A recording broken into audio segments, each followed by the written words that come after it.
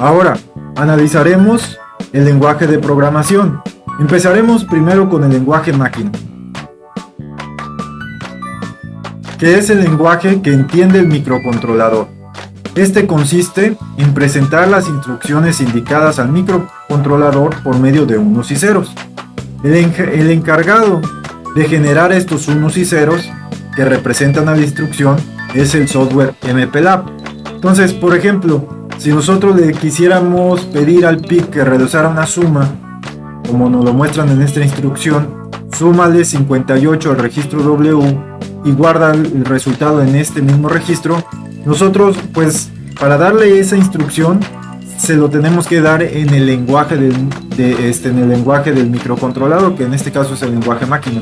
Entonces, el MPLAB es el encargado que por medio de una instrucción en la cual nosotros vamos a usar un mnemónico y vamos a indicar esa instrucción, ¿sí? Va a ser el encargado de convertir esa instrucción en unos y ceros. Esos unos y ceros nosotros no los podemos hacer de forma directa, o sea, generarlos nosotros de forma directa. ¿Por qué razón? Porque es un código ya creado por el fabricante, que el propio PIC va a entender. Entonces, cuando nosotros le damos esos unos y ceros, el PIC ya sabe que le estamos pidiendo que realice una suma en donde a W se le va a sumar 58 y el resultado que se obtenga se va a cargar en el mismo W. Ahora bien, para poder entender cómo es que funciona esa instrucción o esa parte del PIC para que pueda entender esa instrucción, bueno, aquí viene la parte del lenguaje ensamblador. ¿En qué consiste el lenguaje ensamblador? Pues el lenguaje ensamblador es aquel que utiliza los mnemónicos, que son grupos de caracteres alfanuméricos que simbolizan las órdenes o tareas a realizar. Cada instrucción, en inglés, está redactada de tal forma que se recuerda la operación que realiza la instrucción, lo que facilita su memorización. Y aquí está el mnemónico, así es como nosotros vamos a escribir las instrucciones en el MPLAB para que el PIC la realice. Aquí el mnemónico, ¿sí?, hace referencia a lo siguiente, como lo mencionan aquí, está escrito en inglés. ADD significa suma.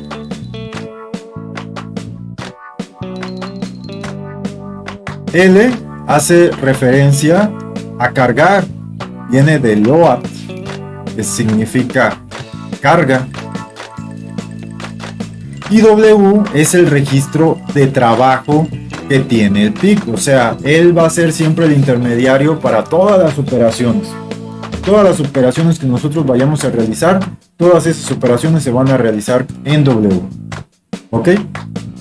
Y entonces aquí se le está indicando lo mismo que se presentó en la redacción de la instrucción que se le estaba dando al PIC en la filmina anterior, cuando vimos lo del lenguaje máquina. Suma el valor de 58 en hexadecimal al registro W. Lo que obtengas de esa suma lo guardas en el mismo W, o lo cargas en el mismo W, por eso lo de load. Ahora, si ustedes lo quieren ver de una forma más clara, pues aquí viene la descripción. Lo que tenga W se le va a sumar el valor de 58 y el resultado que se obtenga de la suma se va a cargar en el mismo W. Eso es lo que se está dando o haciendo referencia.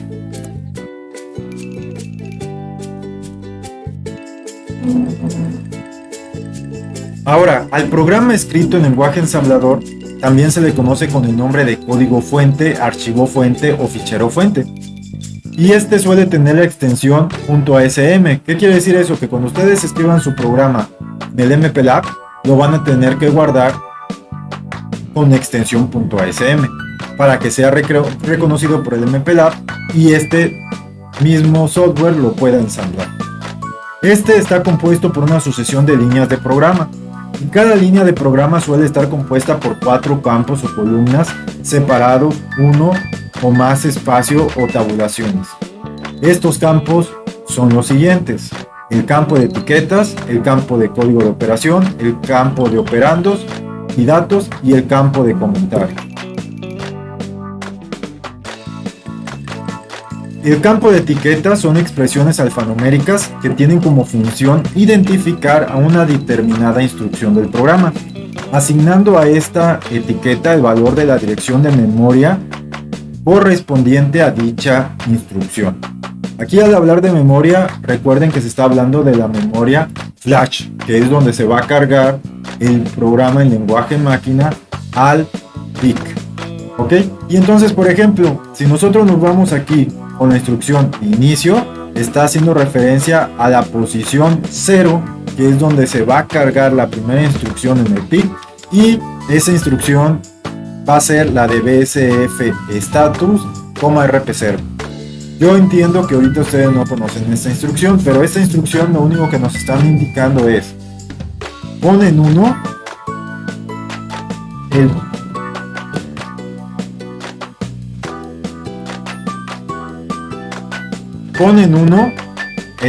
el bit RP0 del registro status. Eso es lo que nos está indicando. Ahora, si nos vamos a principal está tomando el valor de la dirección en donde se ubica la instrucción mobf port B, W. ¿Qué quiere decir esto? Que si ustedes ubican, estas primeras 5 líneas hacen referencia a la configuración del PIC, configurando al registro o al puerto A como salida, porque se está limpiando lo que es el registro TRIZA, o sea, se está accesando al banco 1 para limpiar el registro TRIZA, o sea, ponerlo en 0. Y al ponerlo en 0 se le está indicando que el registro A se va a configurar como salida, ¿sí?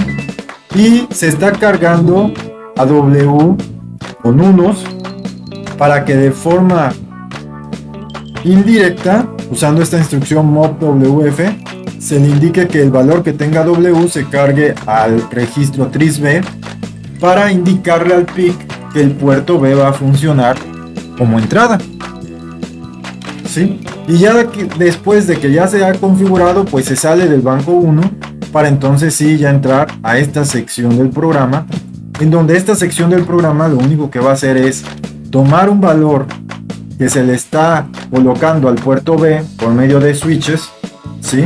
De forma externa, y ese lo va a cargar directamente a W. ¿Por qué va a cargarlo a W? Porque no puede cargarlo de forma directa al puerto A, sino que indirectamente todo el proceso tiene que pasar con W. Por eso les comentaba que W es el registro de trabajo y W es el intermediario entre ciertas operaciones. Entonces, yo directamente del puerto B mandar el dato hacia el puerto A no se puede, pero lo que sí se puede es mandar el dato, cargar el dato del puerto B hacia W, y ahora sí, teniéndolo en W de forma directa, ya se puede cargar hacia el puerto A, ¿sí? Y de ahí sería a la siguiente instrucción que dice go to principal, pero principal ya está indicando que él posee la dirección en donde se ubica esta instrucción.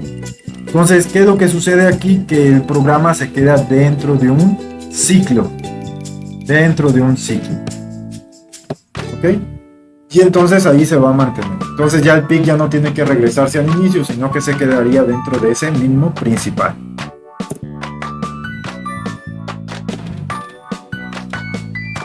El código de operación, ¿sí? Son las instrucciones específicas de la tarea a realizar por el microcontrolador. Más adelante nosotros vamos a analizar esas 35 instrucciones. Aquí se están tomando algunas de ellas. Las MOV hacen referencia a cargas, ¿sí? Cargas de un registro a otro. El BCF está a nivel de bits. Está haciendo nada más referencia a modificar un solo bit, en este caso del registro status, así como se los expliqué en la filmina anterior. El clearF lo que está haciendo nada más es borrar, limpiar lo que tenga el registro TRIZA. Y aquí, como les volvemos a retomar. El mob LW está cargándose a W con todos esos unos que vemos aquí, con 8 unos, que después van a ser transmitidos hacia el registro TRISB. Aquí se habla, y más adelante lo vamos a ver como en la práctica número 3, acerca de los modos de direccionamiento. Nosotros no podemos hacer un direccionamiento directo de decir, todos estos unos se los cargo directamente al TRISB. No está permitido ese direccionamiento directo. Por esa razón es que el único direccionamiento directo que nosotros tenemos es de que todos esos unos se carguen al registro W, que es el registro de trabajo. Ahí directamente se están cargando. Pero indirectamente se está usando a W para que se cargue hacia el registro B. ¿Sí? Entonces más adelante vamos a ver en la práctica número 3 acerca de los tipos de direccionamiento.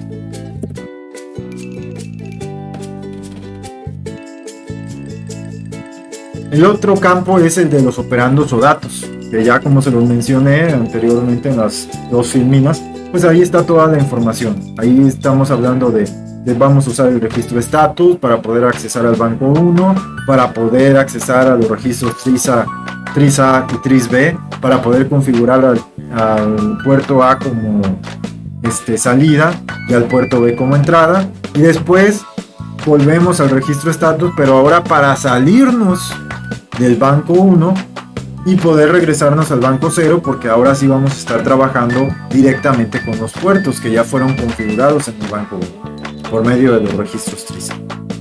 ¿Sí? Entonces, ¿qué es el campo de operandos o datos? Bueno, es el que contiene los operandos para el campo de instrucciones. Este campo puede contener uno o más operandos separados por comas, que es lo que ustedes pueden constatar aquí. Hay operandos que están separados por comas, ¿sí? Y dependiendo de las instrucciones pueden ser números o etiquetas que representan constantes o direcciones. Y aquí están. Aquí tenemos etiquetas que están representando direcciones, que son TRISA por A, ¿sí? Y tenemos constantes. En este caso a W se está cargando con estos 8 bits, que son 8 unos, que está representando en decimal pues el valor de 255, o en hexadecimal el FF. Y tenemos el campo de comentarios, que son los elementos indispensables que ayudan al programador a documentar su programa, aclarar el sentido de las instrucciones y con el tiempo facilitar la posibilidad de correcciones y modificaciones que lo mejoren. Al escribir un comentario, este debe de comenzar con punto y coma, que eso es lo que ustedes observan aquí. Todos estos comentarios llevan el punto y coma. También, igual que en C, se puede utilizar la doble diagonal para deshabilitar todo un reloj y tomarlo como, para deshabilitar todo un renglón y tomarlo como comentario, ¿sí? O se puede utilizar el diagonal asterisco para deshabilitar toda la sección de un programa. Entonces, si yo pongo diagonal asterisco aquí y asterisco diagonal hasta acá, imagínense que estoy deshabilitando, va a tomar como si fuera comentarios toda esta sección del programa, es decir, nunca entraría al banco 1 el MPLAB, o nunca configuraría los puertos A y B como entradas o salidas. ¿Por qué razón? Porque yo puse la diagonal asterisco y encerré con el asterisco diagonal, y eso deshabilita lo que sería esa sección del programa.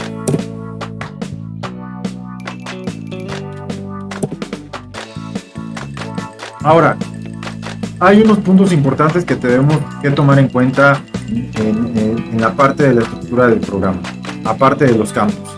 Estas son las directivas que nosotros vamos a usar en el programa. Una de las directivas es el config, que es con la cual nosotros vamos a indicarle al MPLAB que le diga al PIC cómo vamos a configurarlo para al momento de su grabación, ¿sí? Más adelante les voy a dar la descripción de cada una de las palabras que aquí estamos usando, cómo es que funciona. ¿Ok? La siguiente directiva es la de list. con la directiva list le estamos indicando al MPLAB cuál es el procesador que nosotros estamos utilizando. Con el include, ¿sí? Y con ese fichero que es el P16F84A, en este caso de este ejemplo, .in, se le está indicando la librería que tiene que llamar el MPLAB para poder identificar las instrucciones que vamos a usar, ¿sí?, dentro de nuestro programa en ensamblador, para que él vaya entendiendo cuál es la tarea que nosotros le estamos indicando al PIC. Si nosotros no llegamos a poner esta librería, pues no nos va a poder ensamblar de forma correcta o nos va a mandar un error de compilación el propio MPLAB.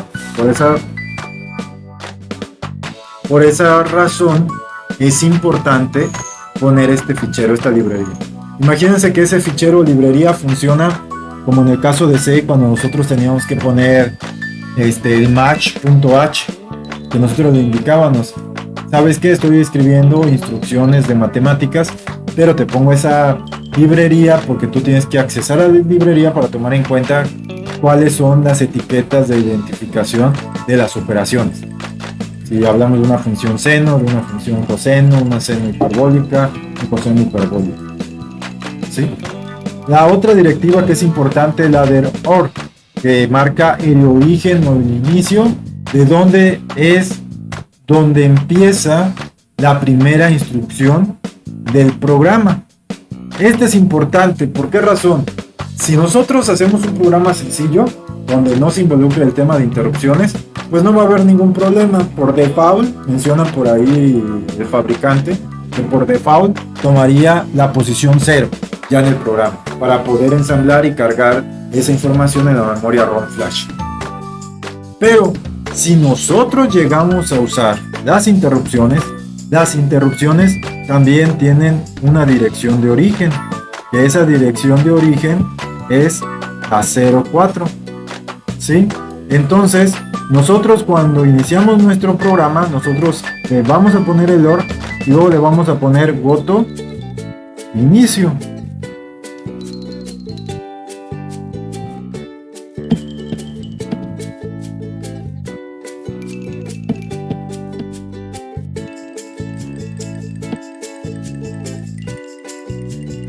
Goto inicio, y después la siguiente instrucción que seguiría del goto inicio sería org04.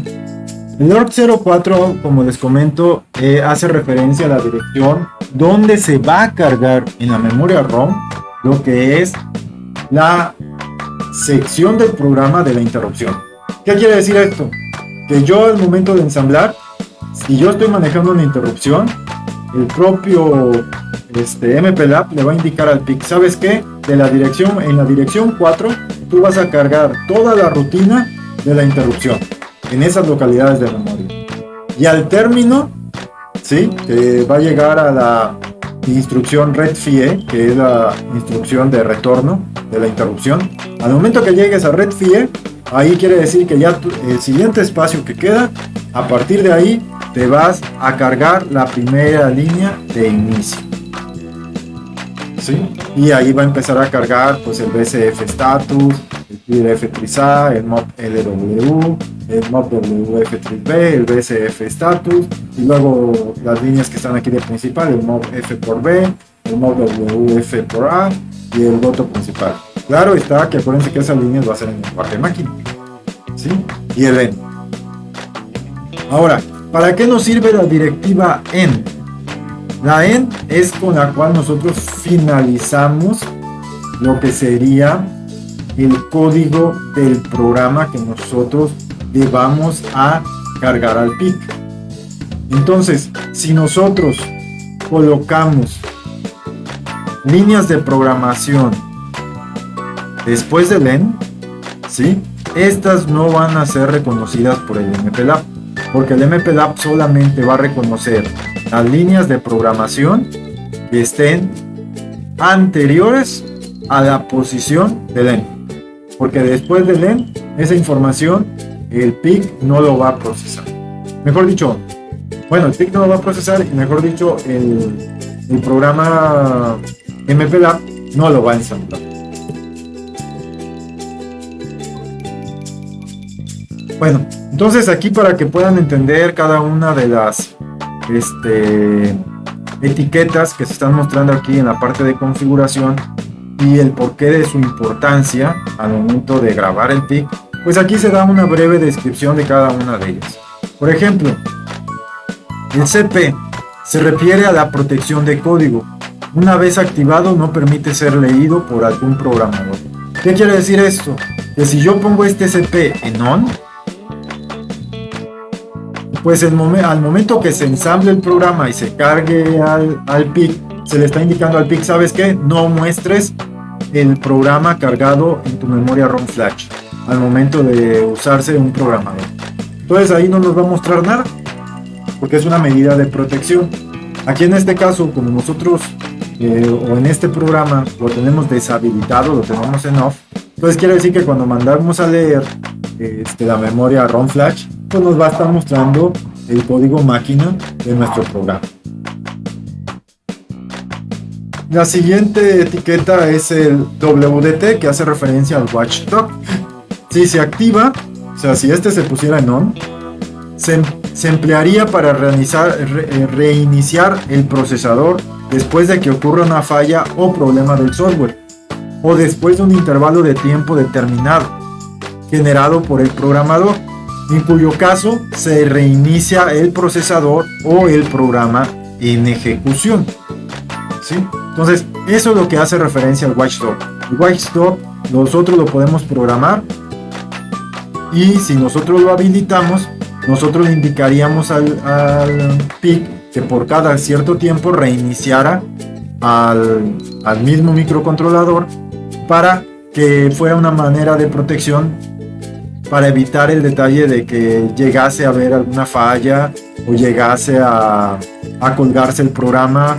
Al decir colgarse quiere decir que no esté ejecutándolo de forma correcta. ¿Ok? Pero en este caso lo tenemos en off, es decir que no se está activando watchdog. La otra etiqueta es el PWRT, que es el temporizador de encendido. Este se emplea para retardar por cierto tiempo el encendido del microcontrolador como una medida de protección hasta que la fuente de alimentación se estabilice. Entonces, sí está encendido porque se está usando como una manera de protección. Es decir, si yo llego a conectar mi PIC y la fuente que yo estoy usando no es una fuente que esté muy bien regulada, pues entonces si llega a detectar el PIC que hay ciertas variaciones, pues va a tener un tiempo de retardo. Entonces él no va a reaccionar hasta que se estabilice la fuente. Estabilizándose la fuente, él se va a empezar a ejecutar las instrucciones que nosotros le hayamos cargado a su memoria. ¿Sí? Y por último está la etiqueta OSS, que en este caso está haciendo referencia a la XT porque aquí se está hablando de que se está configurando para lo que es un cristal de cuarzo, para hacer uso de un cristal de cuarzo con oscilador junto con dos capacitores. Pero este tipo de oscilador es el que indica, o esta etiqueta es la que indica el tipo de oscilador que nosotros vamos a usar. Si ustedes checan por ahí el concepto en las filminas de la sesión 1, ustedes van a ver que ahí se marcan 3 tipos de osciladores típicos, que son el oscilador por medio de un arreglo resistencia-capacitor, el oscilador externo por medio de un temporizador o de un elemento que pueda generar un tren de pulsos, y por último lo que sería el cristal de cuarzo, ¿sí? Que es el que nosotros típicamente vamos a usar en las prácticas. Otra directiva que nosotros podemos usar son las directivas EQ. Esta directiva EQ es la que se emplea para declarar ya sea constantes por medio de una etiqueta, o si nosotros lo vemos como un modo de direccionamiento indirecto, esa misma etiqueta funcionaría como una variable. Es decir, aquí lo podemos ver en el ejemplo. Aquí le estamos diciendo dato EQ 0x10. Aquí nosotros es como si dijéramos dato va a ser igual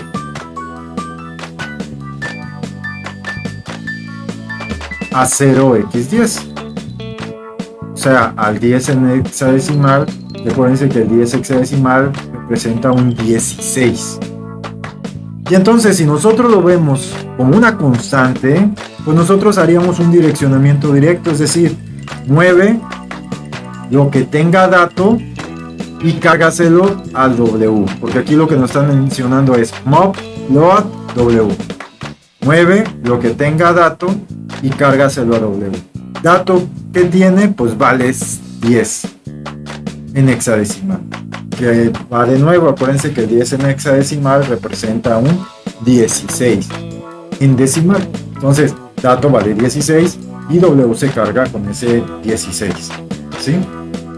Ahora, ¿qué pasa si yo utilizo la instrucción mobf? La instrucción mobf es una instrucción de un modo de direccionamiento indirecto.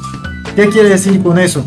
Que si yo le doy esta instrucción mobf dato, W, en realidad W no se va a cargar con 16 decimal o con 0x10 hexadecimal.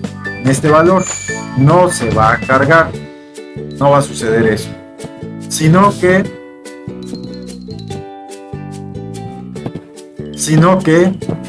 en realidad de forma indirecta se va a cargar con lo que se tenga en la localidad de memoria 010.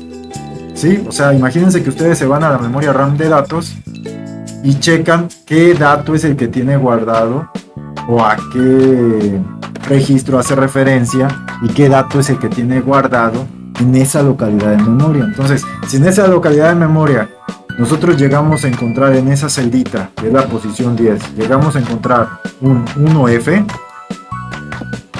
como dato, pues ese dato es el que se va a cargar hacia W. Y entonces aquí nosotros diríamos, W no se está cargando con 010. No, está cargando lo que tiene la localidad 10 de memoria. O sea, funcionaría como un puntero. Por ahí alguien a lo mejor ya ha utilizado los punteros. Entonces, W en realidad se carga con 1F.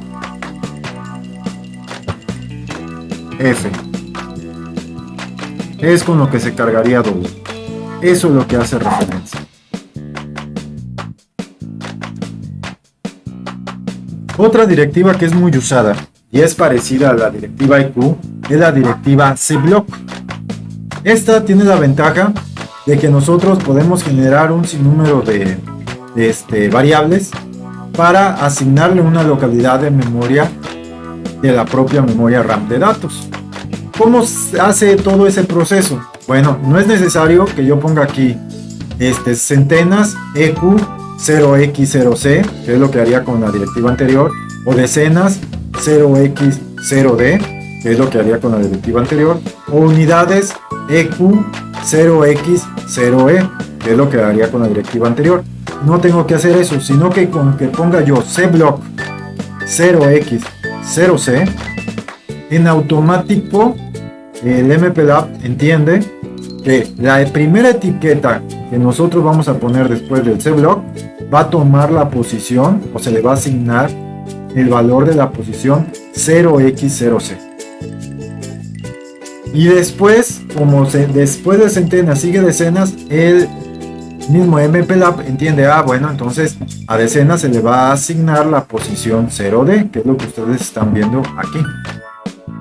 Y después de decenas, si sigue unidades, entonces el mismo MPLAB va a entender, bueno, ya ocupé 0D, pues ahora a unidades le corresponde 0E.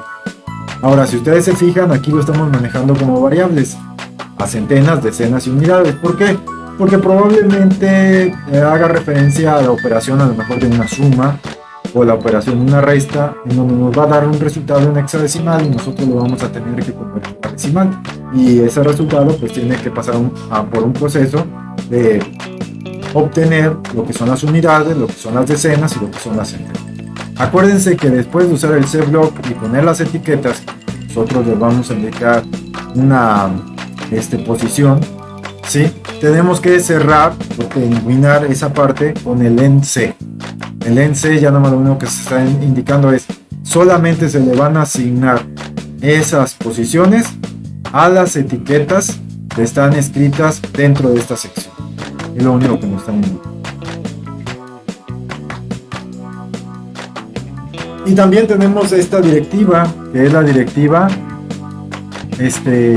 símbolo de gato define. Y esta se utiliza para, por medio de una etiqueta, designar una cadena de caracteres, en este caso una instrucción. Entonces aquí lo pueden constatar con el ejemplo. Símbolo de gato define LED por B, 4. ¿Qué significa esto? Que yo cuando utilice nada más la etiqueta LED dentro de mi programa, el PIC ya identifica que estamos hablando que LED es el equivalente a haber escrito por B, 4. Entonces aquí lo que nos indicaría la instrucción es que la instrucción, el MPLAB, la vería de esta manera: BSF por B,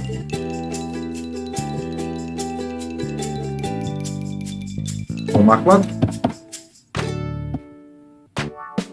Entonces, si nosotros dentro de un programa esta línea se está repitiendo un sinnúmero de veces, pues esta directiva es muy útil, porque nada más nosotros tendremos que poner en cada vez que nosotros utilicemos, pues LED, y ya sabemos a qué está haciendo referencia. Y el propio MPLAB también ya entiende a qué se está haciendo referencia. Entonces aquí lo que se está indicando es: ponen 1 el bit 4 del puerto B. Así de simple. Aquí vemos una forma más más extendida haciendo uso de esta directiva. Por ejemplo, aquí nos están mencionando símbolo de gato define banco 0 BCF status, RP0. Define, o sea, símbolo de gato define banco 1, ¿sí? BSF status RP0. Y símbolo de gato define LED por B, 4. Entonces, aquí ya con banco 0, banco 1 y LED ya estamos cada uno asignándole una línea de programación que ya nosotros no vamos a escribir, ¿sí? Y que tan solo con poner inicio banco 1 ya sabe que, oye, ¿sabes qué? Voy a entrar al banco 1, entonces al bits RP0 del registro status ponlo en 1. Eso es lo que me indica la instrucción. Y ahora sí, BSF LED A, ¿sabes qué? Te vas a poner en 0 al bit 4 del puerto B, indicando con esto que el bit 4 del puerto B va a funcionar como salida. Por eso está poniendo en 0. Y como lo veíamos en el programa que les expliqué hace ratito cuando se definieron los campos, después de estar en el banco 1, estoy entrando a los registros tris B, y alguien podría decir, bueno, pero es que aquí no usó el tris B, usó el por B. Bueno, ya por default, él entiende, en teoría entiende, que al momento de que ustedes están en el banco 1 y le ponen por B, pues es el equivalente a decir tris B. Por eso es que se está usando de esa manera, para no escribir demasiado, ¿sí? Entonces, ya que nosotros hayamos indicado qué es lo que queremos hacerle al puerto B, pues entonces tenemos que regresar al banco 0. Por eso aquí viene esta línea, banco 0. Y ese banco 0 pues representa esta línea. BSF status como RP0. Es decir, ponen 0 al bit RP0 del registro status. Y ya de ahí, pues nos vamos directamente a LED, pero ahora sí ya viéndolo desde el punto de vista del puerto. Y aquí lo que le estamos indicando es, bueno, ¿sabes qué? Ponen 0 el pin 4 del puerto B. Así de simple. Ahora, cuando nosotros utilizamos el MPLAB y ensamblamos nuestro programa, ¿sí? El MPLAB nos va a generar, si es que no aparecen errores, tres ficheros. Uno, que es el fichero hexadecimal, que va a tener esta extensión, el .ex, Y ese es el que nosotros necesitamos para cargárselo a nuestro PIC, ya que tiene el código máquina de cada una de las instrucciones que nosotros escribimos, ¿sí? Entonces, ustedes buscan ese archivo, ponen el programador, ponen su PIC y se lo cargan al propio PIC. El otro fichero es el fichero de errores.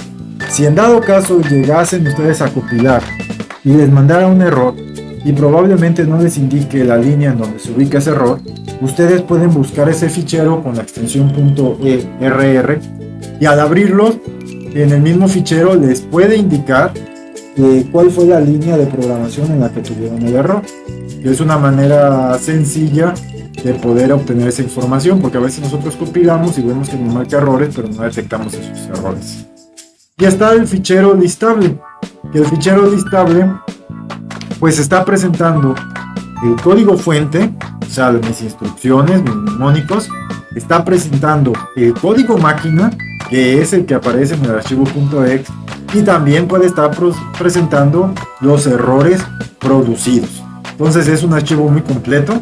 Entonces yo, por ejemplo, yo quisiera saber, porque yo estoy viendo mi archivo .exe, pero quisiera interpretar dónde se ubica la instrucción, porque yo estoy leyendo la memoria ROM flash de mi PIC, y yo quisiera saber dónde se ubica la instrucción de suma. Por ejemplo, si retomamos el de suma del 58 a W y carga de esa instrucción.